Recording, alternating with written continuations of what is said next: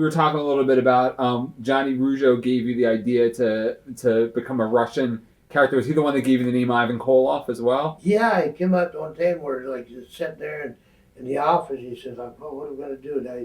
You got your head shaved." Mhm. That was one of the stipulations. And I waited to the last minute before I shaved my head. Okay. And my trip from Vancouver over to Montreal, I stopped, visited my brothers in Hamilton.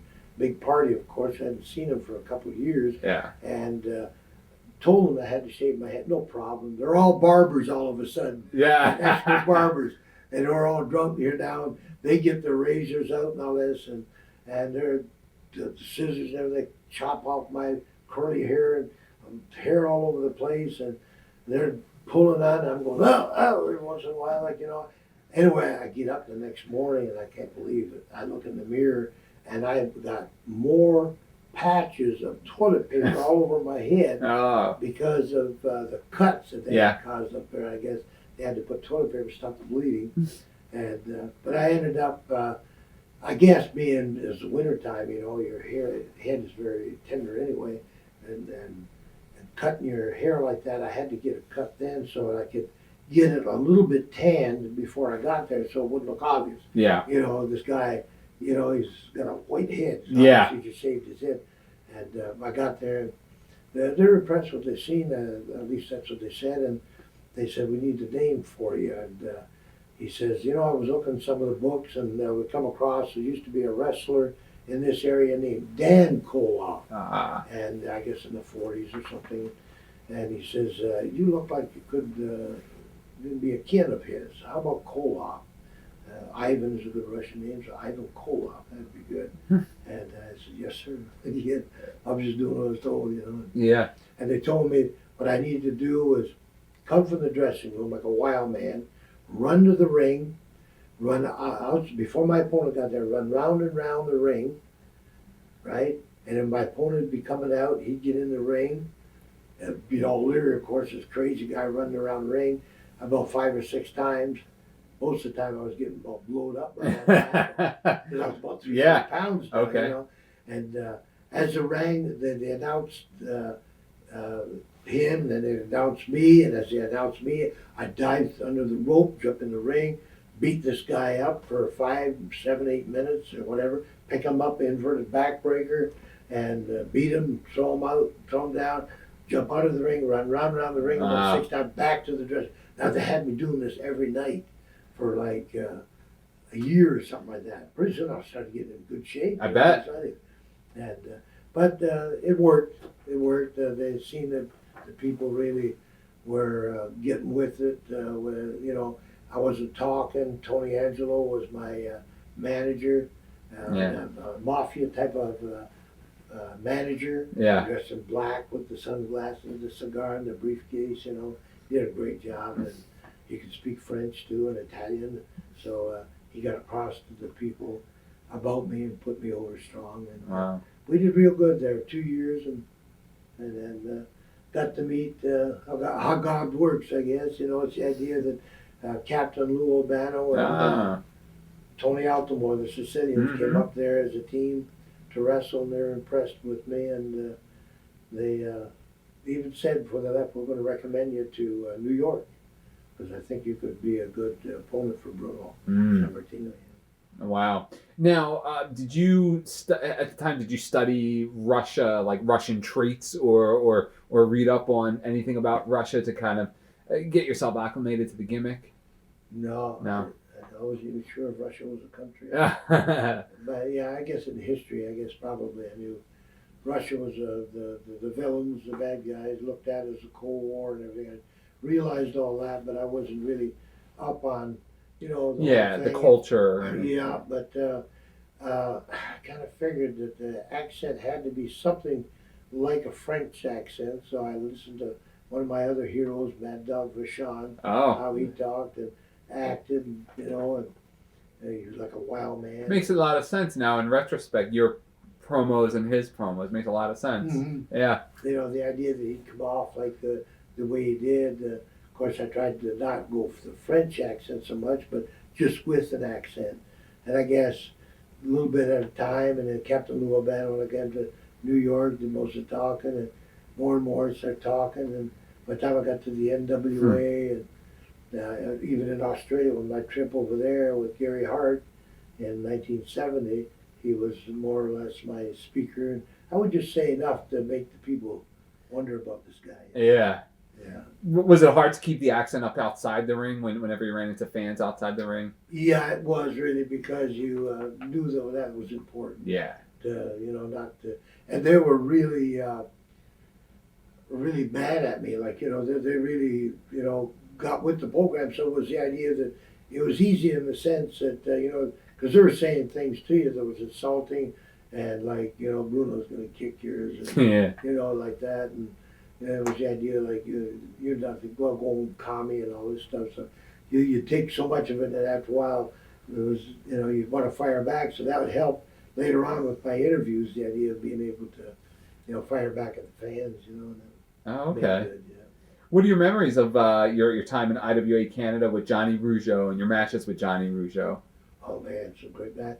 I learned a lot. I learned a lot from all these guys along the way, and I give them like a lot of young guys today will say that end up making it. They look back. I hear Triple H talking about guys like Ric Flair and that.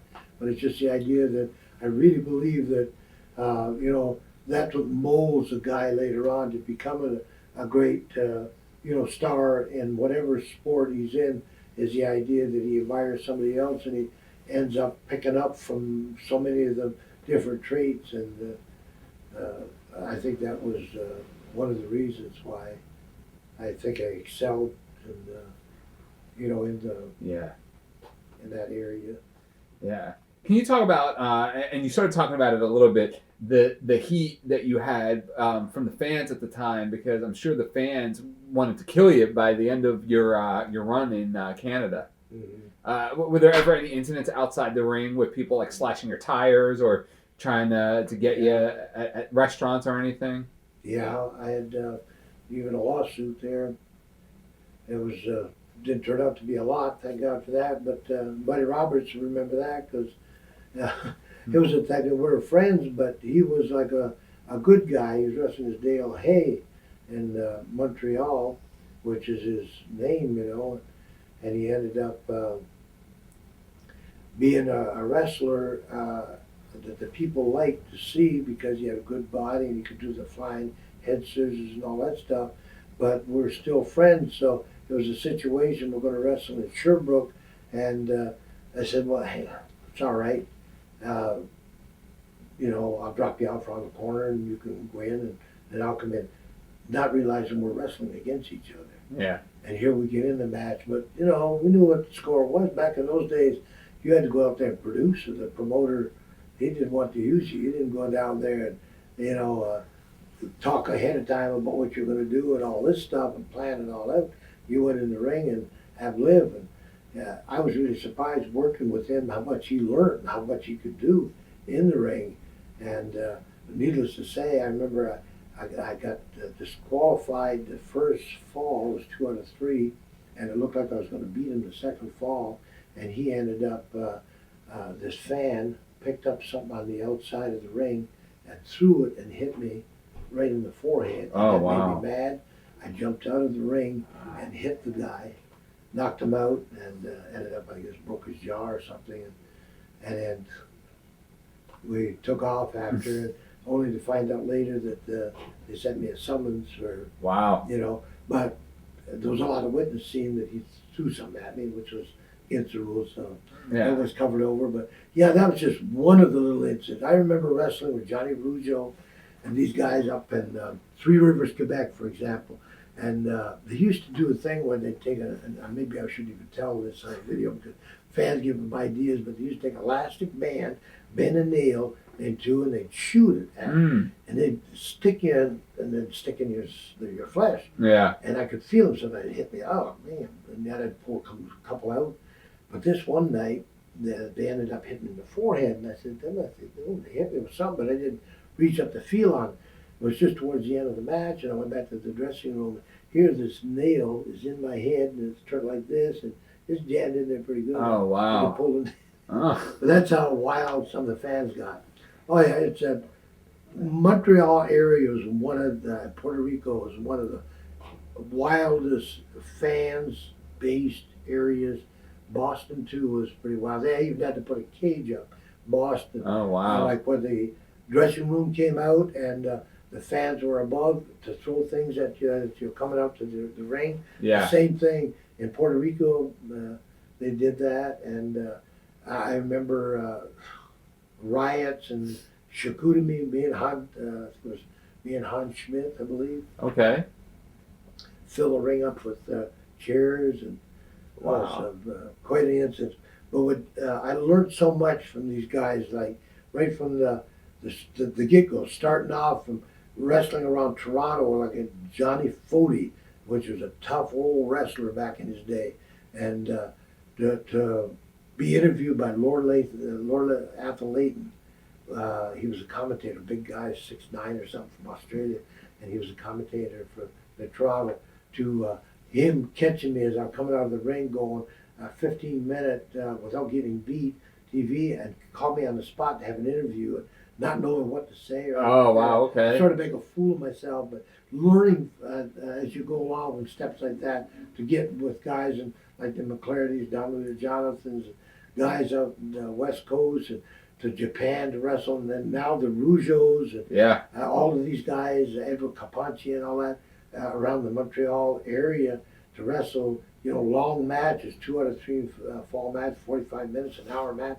And now you really start to learn because these guys are really polished, great professional wrestlers. And Johnny would have me huffing and puffing out there a lot of nights. Wow. And I really respect him because, one night I was 300 pounds, big neck, 22-inch neck, and I was going out there.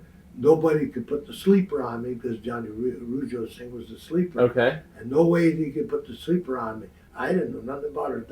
He came sneaking out of the dressing room. He came up behind me on the interview and slapped the sleeper on me. And boom, and the more you fight it, the faster you go to sleep. Yeah. So I was out like that, 3 or 4 seconds, and sold out the place. Wow. Because they seen that, because I had won the belt, so what did their hero have that could beat this man? That's a great angle. That's great Yeah. booking right there. Yeah. It was. Well, Johnny was smart like that. He knew that he had to do something, so he came out there and boom, I was asleep. And it was no pretending. Well, I woke up and fall asleep, but what happened? Like, Yeah. and I realized, got my bearings, and that got back in the interview, and it was like, sneaky French, wrestler. I'm going to show him, Russians are a lot better than any Canadians, especially these French pigs, Of course, you had to call them some names. Wow. That's a great angle. That's Yeah. a good angle. Watch thousands of exclusive shoot interviews right now on TitleMatchNetwork.com.